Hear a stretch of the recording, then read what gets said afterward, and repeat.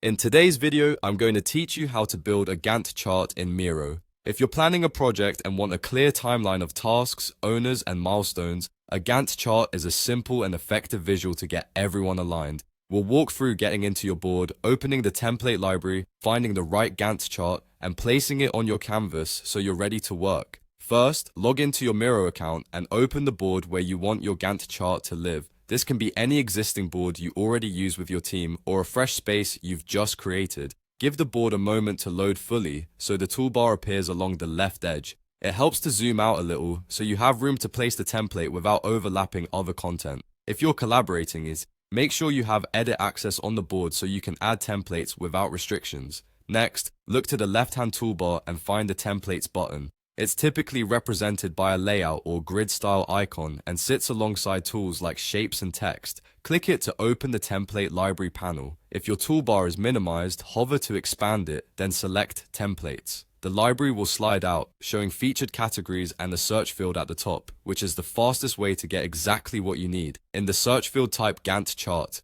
You'll see a range of results, from simple timelines to more advanced project planning layouts. Take a moment to hover over a few options and preview their structure. Look for one that matches your project's complexity and timescale. Some templates are better for high-level roadmaps, while others include detailed task rows and date labels. You can also check the template description for a quick summary of its intended use to help you pick confidently. When you found the one you want, either double-click the template or click Use Template. Miro will place it directly onto your board. Give it a second to load, then drag it to a clear area on the canvas. You can resize the entire template by selecting it and using the corner handles so it fits neatly within your workspace.